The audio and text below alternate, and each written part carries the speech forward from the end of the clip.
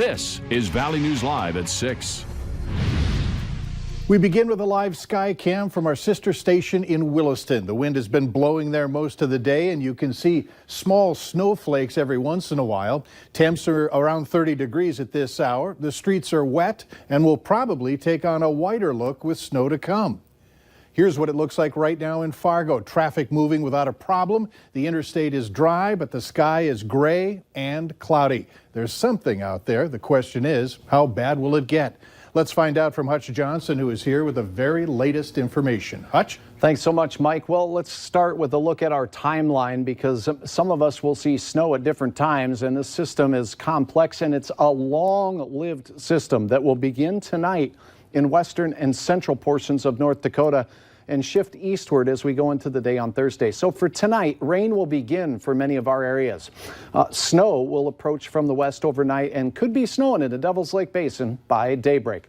Thursday, it will remain snow out to the west throughout the day, many of us getting rain here in the Southern Valley and into Minnesota throughout the day.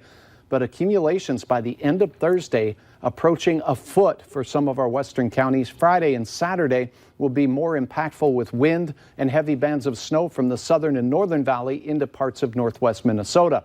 Right now, there's your clouds. Not a lot showing up on the radar for our area yet.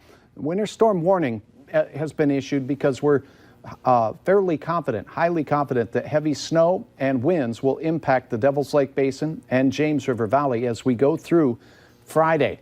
What's less certain is how the storm system's timing will impact the Red River Valley and parts of Minnesota. That's where winter storm watch is in effect. Here's a look at temperatures. It's cold out west. It's near 70 to the east, and there's a look at that snow. Hour by hour details on how much snow we can expect, Mike, but some of it will be measured in feet as we approach the weekend. All right, unfortunately. Yes. Thanks. Be sure to download the Valley News Live news app. That's where you're going to get breaking news alerts, school closings, the latest weather, and headlines, all for free. Just search VNL News in the App Store or Google Play Marketplace. If a sensitive topic does come up, count to 10 before you maybe say what you need to say. The shooting between two guards just because of disagreeing in politics. That's a little ridiculous. Charges have been reduced against a Moorhead man accused of waving his gun at two women earlier this week. The women say Joseph Schumacher drove up alongside them and was enraged over a political bumper sticker on their car.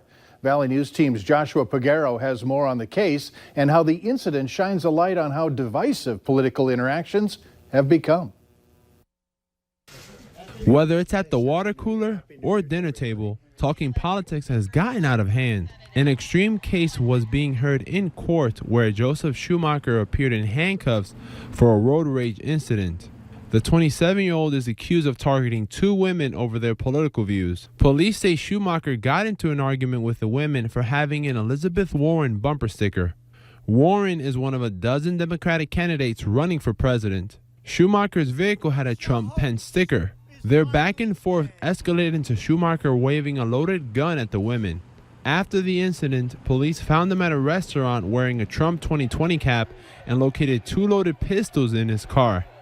Most of the people I spoke to say the rhetoric has gotten too heated. Everyone has a right to their opinion and to voice their opinion, and the big thing is just supporting each other and letting people speak. I don't discuss it with other people. That's their own opinion, and I have mine. I walk away because I could get in an argument very easily. But I think I'm just better off walking away and leaving it go. Wednesday morning, Joseph Schumacher was told by a judge that as part of his release, he cannot have any contact with the victims. He also told the judge that he's planning to move back home to Bismarck to stay with his parents. In Moorhead, Joshua Pagaro, Valley News Live. We asked the Clay County prosecutor why he decided to reduce Schumacher's original felony charges to misdemeanors. Michael Leeser told us that he wouldn't comment on charging decisions. We have new information on an armed robbery in Moorhead. It happened in the area of Romkey Park a little over an hour ago. We're told that the victim thought he was buying a PlayStation 4 game from someone who displayed a knife and took the money and left. No one was hurt. Authorities continue to investigate on the scene. Look for updates on valleynewslive.com. President Donald Trump's campaign says a rally in Minneapolis will go on as planned tomorrow. This after threatening a lawsuit over the city's efforts to recover more than $500,000 in security costs. Protesters were staged outside Mayor Jacob Frey's office this morning, carrying signs and banners and chanting.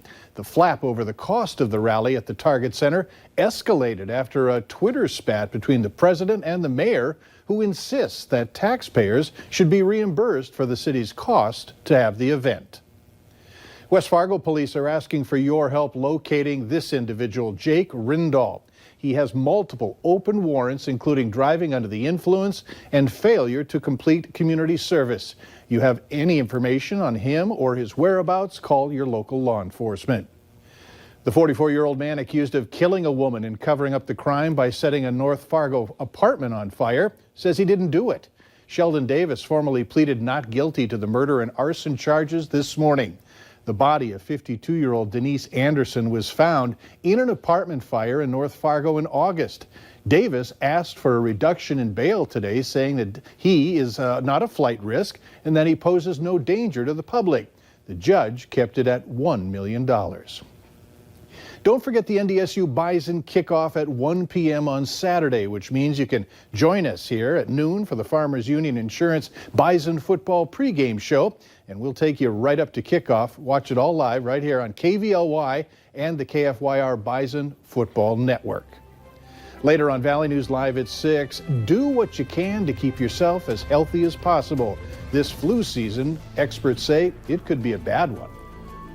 Winter storm warning in effect through Friday for the northeast quadrant of North Dakota through the James River Valley. The rest of us, a winter storm watch as we continue to track this storm. I'll have the latest in snowfall expectations as well as rain and flooding potential next.